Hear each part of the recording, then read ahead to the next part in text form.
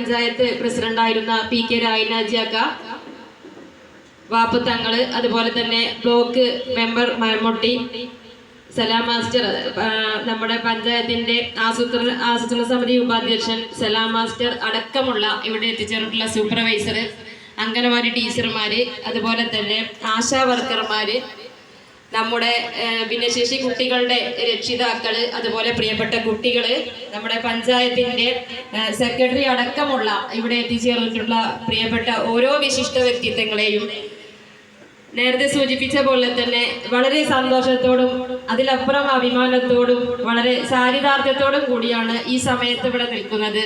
കാരണം കുറുവ ഗ്രാമപഞ്ചായത്തിന്റെ ഒരുപാട് കാലത്തെ ഏറ്റവും വലിയൊരു മോഹമായിരുന്നു നമ്മുടെ കുട്ടികൾക്ക്, നമ്മുടെ ഭിന്നശേഷി കുട്ടികൾക്ക് ഒരു ബഡ്സ് സ്കൂൾ ഉണ്ടാവുക എന്നുള്ളത്. കാരണം നമ്മുടെ മങ്കട ബ്ലോക്കിൽ ഉള്ള മറ്റു പഞ്ചായത്തുകളിലെ സ്കൂളുകളിലേക്കാണ് നമ്മുടെ കുട്ടികളെ പറഞ്ഞയച്ചിരുന്നത്.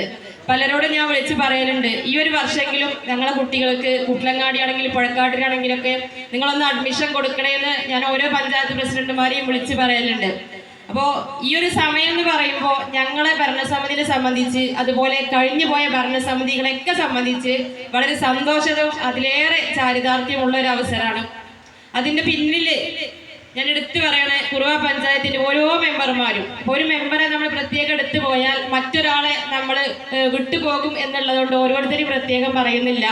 പലപ്പോഴും എല്ലാവരും പുറത്ത് ചർച്ച ചെയ്യപ്പെടുന്ന ഒരു വിഷയം എന്താ വെച്ചാൽ, കുറുവ പഞ്ചായത്ത് ഭരണസമിതി 11-11 അല്ലേ, അപ്പോ അവിടെ തമ്മിലുള്ള തർക്കങ്ങൾ നിന്നുകൊണ്ട് പലപ്പോഴും വികസന പ്രവർത്തനങ്ങൾ നടക്കുന്നില്ല എന്നൊരു കാഴ്ചപ്പാട്, ഒരു സംസാരമൊക്കെ നമ്മുടെ ജനങ്ങൾക്കിടയിൽ ഉണ്ടെങ്കിൽ പോലും നമ്മുടെ ബഡ്സ് സ്കൂളുമായി ബന്ധപ്പെട്ട് ഞങ്ങളെ ഭരണസമിതി വന്ന ആദ്യത്തെ മീറ്റിംഗിൽ തന്നെ എല്ലാവരും ഒറ്റക്കെട്ടായി ഒരു തീരുമാനമെടുത്തതാണ് പഞ്ചായത്തിന്റെ തനത് ഫണ്ട്, ആ ഫണ്ട് ഉപയോഗിച്ചുകൊണ്ട് നമ്മുടെ പഞ്ചായത്തിലെ കുട്ടികൾക്ക് ഒരു ബഡ്സ് സ്കൂൾ യാഥാർത്ഥ്യമാക്കുക എന്നുള്ളത്.